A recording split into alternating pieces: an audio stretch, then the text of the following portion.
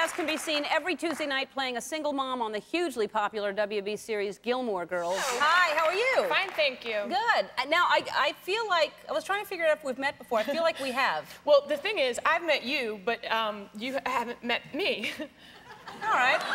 And that's all we'll say. Yeah. No, we were on vacation together. I mean, not together, but we were on vacation at the same place. And it was like a place that had like little jaunty woodland trails throughout it. Do you know what I mean? Sure. She's like, I'm giving nothing up.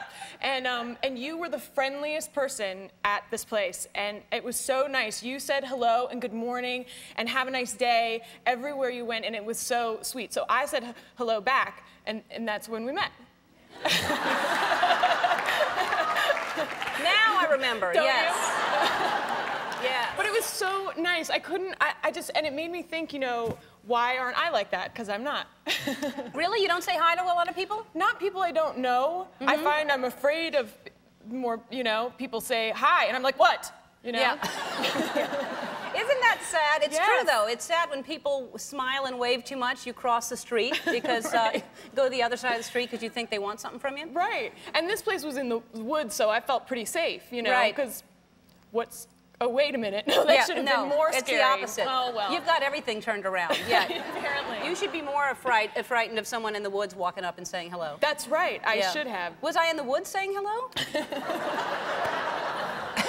No, it was a jaunty woodland path. A jaunty woodland path. Was I dressed as Minnie Mouse? What was I doing? It was just a delightful, sort of, you know, wooded area that had, I mean, it was the Holiday Inn on Route 23. Yeah. There, I've said it. No, I know what you're talking about now. Yeah, it was, It's wintertime. It's a beautiful place. It is a beautiful place. And you were the friendliest person there. I was? Yes. And it's kind of... I didn't win that prize. And it should be like a summer camp kind of, because it has a summer camp kind of feel, and you would have won friendliest camper. Oh, yeah. It was New Year's Eve, wasn't it? Yes. Yeah, I know where that was. Yeah. It's great there. Anyway. Yes. We can't tell you. Yeah. Route 23. Check it out. No, I was thinking about another story actually because I found a puppy when I was there. Really? And I found a home for it there. Oh, that's great. That's I wish I could have a dog someday without these hours on this program that I do. Yeah. Now, where do you shoot that? We shoot in Burbank here and at Warner Brothers, which is not too far away. Right. That's a beautiful lot. You have fun, and do you walk all over the place? And I actually this year got a bicycle to kind of take myself around, which is so much faster. I don't know if you got the memo. Faster than walking. Yeah. And it took me literally. It took me 4 years to get the bicycle. Because I needed a long time to really figure out that it was faster than walking. Anyway, thank God the show went that long so you could figure it out. I know. Yeah. I think that's why it went that long. But so yes, and I've been riding the bike, and what I realize is that we have rules on the lot. Like, you know, there's a stop. There aren't really stop signs so much as like the word "stop" is painted on the ground, which to me is a suggestion, not a rule. Yeah. And, well, it's also who's riding looking down at the ground like that. That's dangerous. Well, especially me, because I'm talking on the phone while I'm, you know, so. Are you really? Yeah. Yeah. You're riding a bike talking on the phone? And with a hot beverage. And there's no cup holder on the bike, just a basket. Okay. So it's unsafe at best. Yeah. And so I got pulled over, naturally, by the, you know, Warner Brothers, I don't know, by a cartoon character, Frog. He was like, mad. No, but a person, you know, whose job that is, who I should not be dissing right now. Right. Yeah, because when you go back to work tomorrow, they'll... If. Yeah.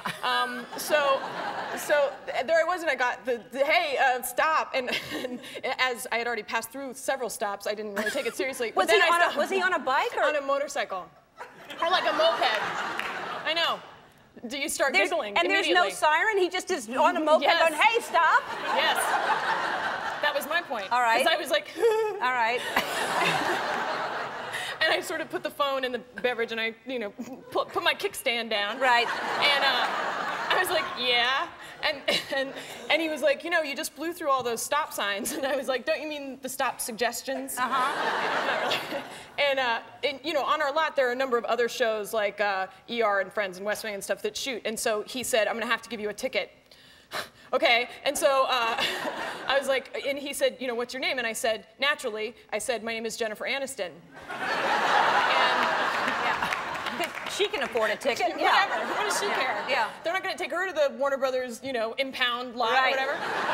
But and then he was like, okay, well, you know, Ms. Aniston, if you get 3 of these, and I was like,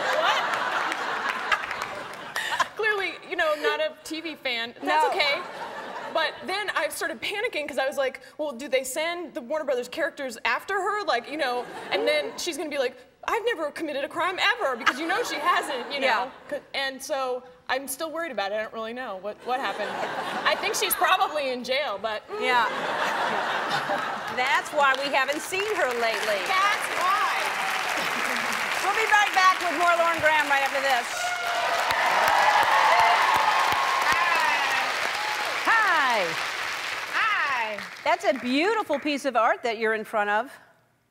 Thank you. I got it for $100 at a flea market like 15 years ago, 20 years ago. Good for you. Thank you. Is it a painting or a photograph, or what is it? It's a painting. It's like a 2-panel, like huge scene. But I feel like I should have dressed more like someone who lives in this field of dreams. Yeah, you should have a hat and a basket, like, right? Yeah, yeah. You look lovely. Hey, you grew up on the East Coast mostly, but then I just learned this morning in a meeting that you lived on a houseboat. How am I just learning this? I don't know, Ellen. We have to keep mining for new things to talk about, because you were so kind to have me on. You know, it was the 70s. My dad was just like, you know, feeling his way through life, and every time I ask him about it, he's like, yeah, everyone was living on a commune. I mean, it was like we dropped out, I guess, for a little while, and, you know, lived on a houseboat. I got picked up for nursery school in a speedboat, as you do. That's fantastic. How long did you live on a houseboat? Not for very long. We were in the Virgin Islands, and yeah, for maybe not even quite a year. I do remember feeling seasick some of the time. Okay. Yeah, but yeah, we had a lot of cool experiences. We kind of moved around for a while there. Yeah, that would be quite an experience to get picked up in a speedboat to go to nursery school. Wow, that's anyway, but not if you're seasick. How's your little puppy? You adopted a dog the last time you were here. Well, it was quite a saga. I adopted a beautiful puppy who turned out to have a lot of medical issues. Oh, bless her.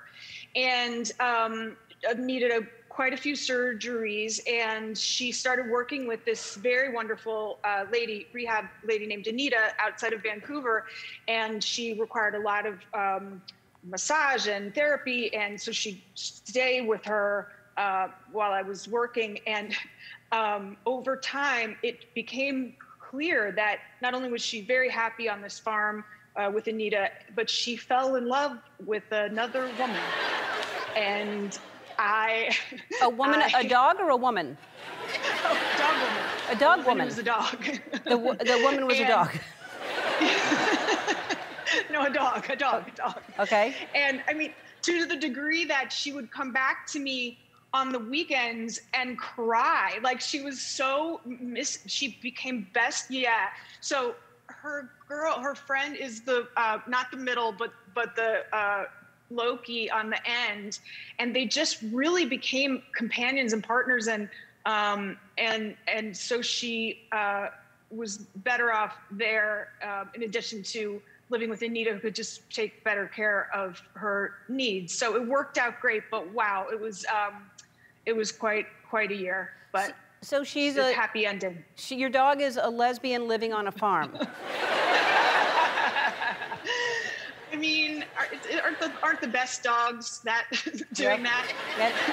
And the best lesbians. We all. That's right. We all want to live on a farm, all of us. And we all cry when we're being taken away from our companions on a farm. Our partners. Yeah. So you're working on a book of new essays. Tell everybody what chapter the 90s chapter is going to be called. So there's a chapter in a book of essays about the year I moved from New York to LA. I think it's one of my father's in particular going to be really proud of. It's called Boobs of the 90s. And it's about how when I moved to LA, suddenly everybody had these giant boobs, and I was like, I didn't understand if what the deal was, and then I had to get you had a Wonder Bra, and suddenly I realized that like my boobs were out of date, and I had to you have to update your boobs. You have to keep them fresh. You have to keep them current, with the times. And so I got like a Wonder Bra, and I got chicken cutlets and all that stuff. And then I was sitting with May Whitman, my dear friend, a little while ago, and she was like, "Oh, I need like a different bra for work." And I was like, "No, you just need a bra. Like, what is that thing you're wearing?" She's like, "This is my bra." And I was like, "No, you're like, that's like a tissue paper with like a piece of twine." And she was like, "Lauren, no one wears all that junk anymore." And I was like, "Darn it, it's happened again. My boobs are outdated. I've let my boobs in the last decade." And so you have to keep your boobs, current. Yeah. Is what that essay is about. So, certainly not the boobs necessarily, but the undergarments. You have to keep those current. I think your boobs don't really, well, they do change, but you can't really. They do change. Yes, they do.